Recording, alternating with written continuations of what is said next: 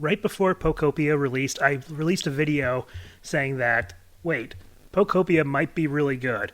And now I'm here to say Pokopia is really good. Yes, I broke down, bought the game. Now, it's important to note that while the game is insanely good, um, it's one of those games where, as good as it is, I don't know if it's going to change anybody's mind if they don't like this kind of genre.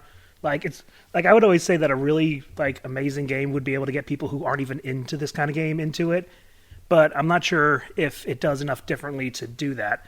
But if you like these kind of games and you like Pokemon, this game is for you. And I like Pokemon and I like these kind of games, so yeah, it's a game for me. I was wondering if it would because I wasn't really sure how much of Minecraft was in here, but it's really good. First of all, this game is huge. I didn't know what to expect, but I started out and it's like, oh, this starting area is pretty decently big. It's nice. I can see myself building a town here. And then the second area opened up and I'm like, oh, okay, we got some mines and everything. I can see myself getting some material from down there.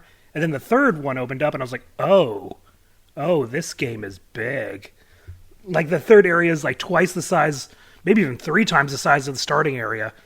And that's not even the final area. That's all I've gotten up to. I'm not even done. This is not really a review, more of a first impressions kind of thing.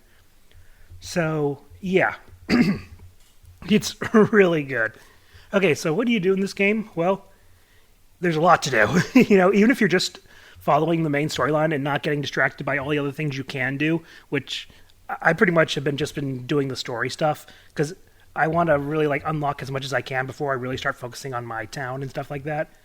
So I've been just doing the story stuff, and there's still a lot of stuff you need to do. And the game does a really good job of telling you how to do all these different systems and stuff. And, learning all your different little transform abilities, then you can do all this other stuff. You got to do a lot of crafting, collecting, talking to a bunch of Pokemon and all that other stuff. It's... Excuse me, got a little problem with my throat today, apparently. Gonna need my cup of yappuccino or something. Anyway, so let's start off with a small gripe. Most of my gripes with this game are nitpicks. Animal Crossing just fixed the problem of not being able to craft without using stuff in your storage. You can only craft the stuff you had on you. That's a problem here too. And I'm like, come on, guys, Animal Crossing just fixed this problem, and you start out with it. Hopefully an update comes where they fix that, but what you can do is put a storage box right next to your workbench and then use whatever's in there. But there's no workbench that holds everything, or I should say storage box that holds everything. Unlike Animal Crossing where you have one huge big storage thing, you have storage boxes which only hold so much. I've only unlocked I think the second tier one, which can hold a decent amount, but there's so many things in this game to store and use that it's just not enough. I have tons of storage boxes littered all throughout my first opening area. And so it can be very frustrating to have what you need to craft the stuff, but not have it on you. So you got to make a trip to your storage boxes and stuff, which is really annoying when you're in other areas. Which, by the way, going from one area to the other, even when you're doing fast travel, there's some pretty long load times, which kind of surprised me. So that's a little annoying. But it's still really fun to do everything that you need to do. And the funny thing is, you can actually do some sequences out of order just by exploring. There's a lot of rewards for exploring, just finding stuff, but sometimes you'll come across something that clearly isn't meant to be important, and you'll solve what you were supposed to do. And so when the Pokemon says, hey, can you go do this for me? They'll be like, oh, wait, you already did it. Good for you. So at least they don't make you do it again or something like that. That's always nice. So I've done that a few times. It's not, I guess you could call it sequence breaking a little bit, but it doesn't really break anything because, there's not much to break in this game. But yeah, you basically got to repair Pokemon centers and, build habitats for all the Pokemon. And there is a story here, but I'm not going to talk about it because A, I'm not done with it, so I can't really talk about it. And B, I haven't really been paying a ton of attention to it. I am, I've picked up a lot of notes and stuff like that, but I don't, really care about it. I'm too busy exploring to really pay them much mind. But yeah, there's a lot of cool stuff going on there.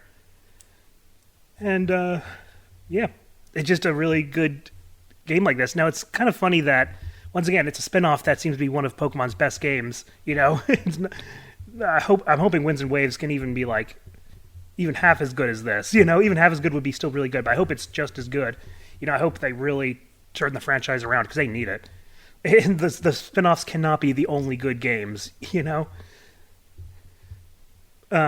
a lot of references and some nostalgic stuff here. This is technically you're in Kanto, so I guess technically it's another Kanto game. A lot of focus on Kanto, but that's how it always is. But at least you get Pokemon from all different generations and stuff, even if all the locations are clearly based on Kanto. And one funny thing, one of the things that's kind of a little bit of annoyance is that each Pokemon can do different things. Like, some of them can make plants grow, others can use fire to make ingots and from ores and stuff like that. And it can be really annoying sometimes when you need a certain Pokemon and you cannot find them because they've wandered off to some remote part of the island. Because it's like, yeah, like I said, these areas are huge and they can wander off. They don't always like stay at their homes. Sometimes they are around there, but there have been times where I purposely put something near a Pokemon's home because I knew I'm going to use them, and then I would come back and I'd be like, oh, where are they? They've wandered off somewhere. So I was like, oh, now I got to go find them. And the funny thing is, you can use a Pokemon to fly to get to another Pokemon, but you need to then find a Pokemon that can fly, and sometimes you can't find them. It's just one of those things where it's like, I'm glad the Pokemon are there, and they kind of wander around, make it feel like a more living world, but it also can be annoying when you're trying to find one of them to do a specific task. But, it's the Pokemon are too cute and charming for me to really care that much. It's just one of those minor annoyances that you got to deal with it sometimes.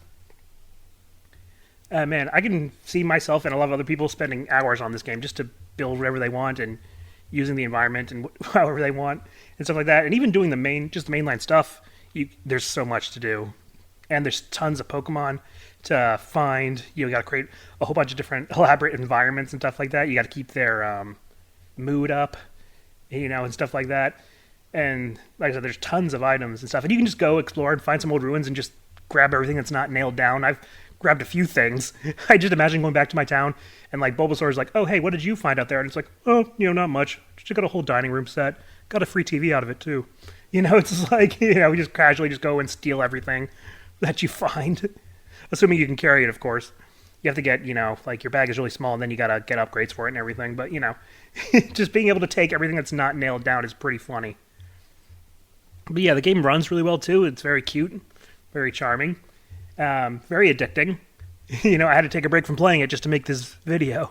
And after I'm done with it, I'm going to go play some more. But like I said, it's and it's funny because people are saying it's game of the year, and it's like, well, yeah, what's the competition? Well, I guess Resident Evil Requiem, I guess. But yeah, come on, it's only like March. Like, of course, there's not much competition for game of the year yet. But it is a very, very good game. Easily, yeah, one of the best Pokemon games out there for this kind of thing. Like, if you're not into this thing, you probably won't call it the best Pokemon game ever, but it's like, if this is your thing, then yeah, I guess it would be one of your favorite Pokemon games, because there's only one Pokemon game like it. But, it's still a really, really good game. I think the word masterpiece is thrown around way too much in the gaming industry, but it is really, really good. And I think they should make more games like this. Not necessarily like Pokopia. I mean, like, experiment. Tackle more genres and stuff like that. Because we've gotten so many different kind of Pokemon games, out there. We've gotten fighting games. We've gotten picture-taking games. We've gotten now this, we got the RPGs. We got this now life simulator and all this other stuff. This Minecraft-like kind of thing. It's like, yeah, there's so much you can do with the world of Pokemon, And as long as other developers are doing it, like Koei Tecmo did this one, at least helped Game Freak with it, and it shows. I didn't even know Koei Tecmo was good at this kind of game. But, yeah, get some help from other developers. You can make the mainline series while they make these amazing spin-offs, Yeah, just keep doing that. But yeah, my first impressions of this game, it's very, very good. And I'm going to be playing a heck of a lot more of it. So if you've been playing it, let me know what you guys think of it, and I'll see you next time.